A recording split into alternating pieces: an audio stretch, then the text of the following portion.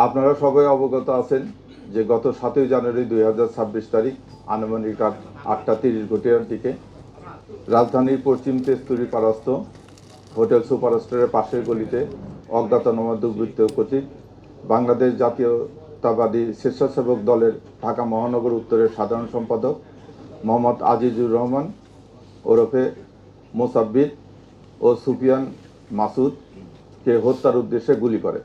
ঘটনার পরপরে আহত দুইজনকে চিকিৎসার জন্য নিকটস্থ বিআরবি হাসপাতালে নিয়ে গেলে কর্তব্যরত চিকিৎসক মোহাম্মদ আজিজুর রহমান এলাইস মোসাব্বিরকে মৃত ঘোষণা করেন এবং গুরুতর আহত সুফিয়ান ব্যাপারী এলাইস মাসুদকে উন্নত চিকিৎসার জন্য ঢাকা মেডিকেল কলেজে প্রেরণ করা হয়।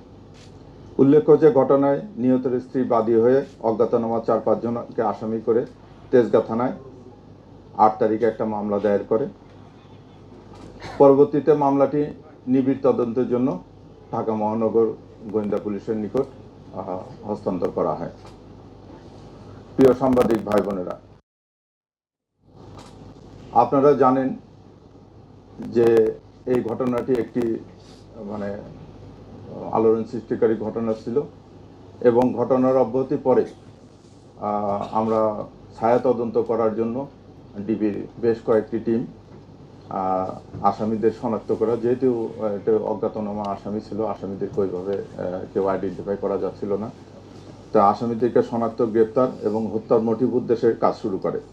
এরই ধারাবাহিকতায় গোয়েন্দা পুলিশের কয়েকটি টিম ঘটনাস্থলে উপস্থিত হয়ে ঘটনাস্থলের আশেপাশে সিসি ফুটেজ ক্যামেরা সংগ্রহ করে, ঘটনাস্থলের আশেপাশে উপস্থিত ব্যক্তিদের প্রাথমিক জিজ্ঞাসাবাদ করে, সোশ্যাল মিডিয়া ও অন্যান্য ওপেন সোর্স হইতে তথ্যপ্রাপ্ত সংগ্রহ করে সেগুলো যাচাই বাছাই করা হয় এবং এই যাচাই বাছাইয়ের এক পর্যায়ে আসামিদের আমরা মোটামুটি শনাক্ত করতে সক্ষম হই এবং শনাক্তকৃত আসামিদেরকে গ্রেপ্তারের উদ্দেশ্যে বাংলাদেশের বিভিন্ন জায়গায়, যথা ঢাকা, মানিকগঞ্জ, গাজীপুর, ময়মনসিংহ, নেত্রকোনা, ভৈরব, তারপরে কিশোরগঞ্জ সহ অন্যান্য এলাকায় ব্যাপক অভিযান পরিচালনা করা হয়।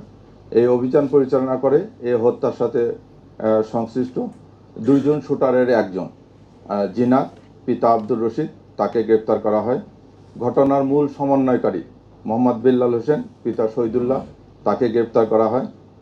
পাশাপাশি শহীদুল্লাহর ভাই আব্দুল কাদির, যে ঘটনার পরবর্তীতে আসামিদেরকে পলায়নের সহায়তা করা, আসামিদের মোবাইল পরিবর্তন করা সহ অন্যান্য কাজে সহযোগিতা করে, তাকে গ্রেপ্তার করা হয় এবং ঘটনার আগে এই ঘটনা যে সংগঠিত করবে এই ব্যাপারে অপরাধীরা একটা রেকি করেছিল। এই রেকিতে সহায়তা করার জন্য মোহাম্মদ রিয়াজ নামে একজনকে আমরা গ্রেপ্তার করি।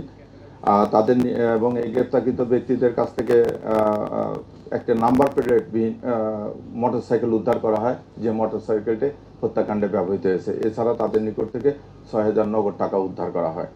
আমরা আসামিদেরকে জিজ্ঞাসাবাদ করছি, আসামিরা জিজ্ঞাসাবাদে প্রাথমিক তদন্তে এবং আসামিরা জিজ্ঞাসাবাদে তারা এই ঘটনার সাথে সংশ্লিষ্ট আছে বলে তারা জানিয়েছে। আমরা এখন তাদেরকে নিয়ে আসছি, আমরা টোটাল ঘটনাটা তদন্ত করতেছি। এই পর্যন্তই এই হত্যার এখন পর্যন্ত। আচ্ছা, আমরা একটু প্লিজ আমরা প্রশ্ন নিব।